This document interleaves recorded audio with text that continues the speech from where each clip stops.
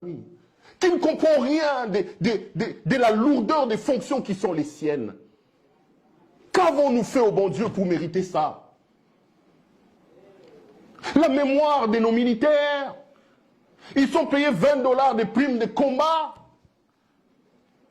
Ils partent au combat sans munitions, ils n'ont pas d'armes, les amis.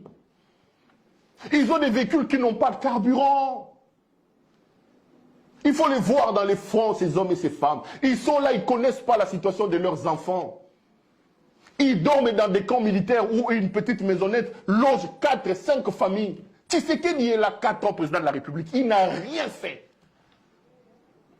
Mais pour cacher son incompétence et son indignité, il vient, il insulte nos militaires.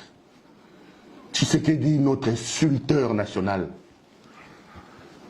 Tshisekedi, notre calamité nationale là.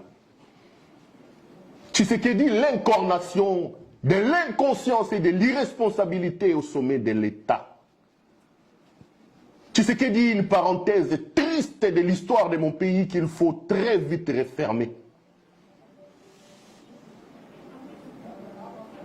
J'ai mal. J'ai envie d'arrêter cette émission-là. Quand je vois la souffrance de nos militaires, je lance notre défi à ceux qui travaillent avec M. Tshisekedi.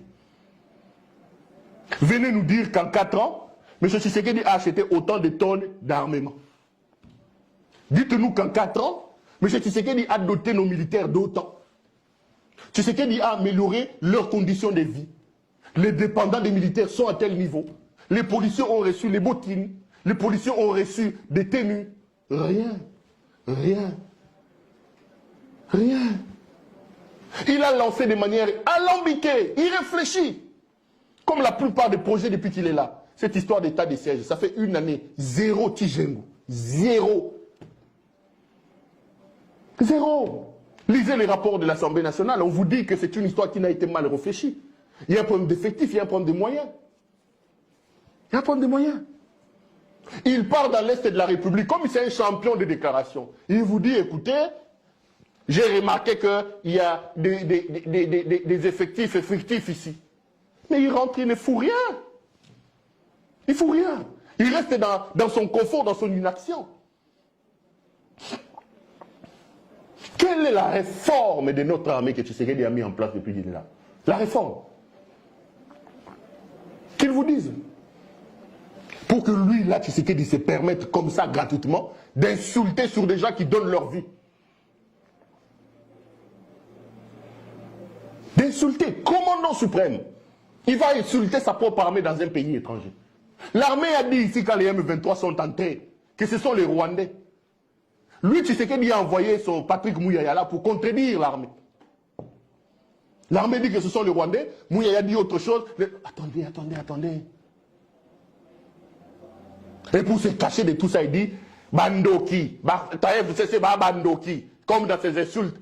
Bandoki, Basili. Non. Ndoki a solo ya Congo, ils ont Félix Tshisekedi. Non, monsieur. Ces histoires-là où il faut insulter Kabila, il faut tout faire porter sur Kabila, ça ne passe plus. Hein. Oh, Bandoki. Kabila Bandoki. Non. Ndoki a solo yeo. Ndoki a solo ya Congo, comme on est Félix Tshisekedi. Tika Kabila tranquille. Laissez Kabila tranquille, monsieur.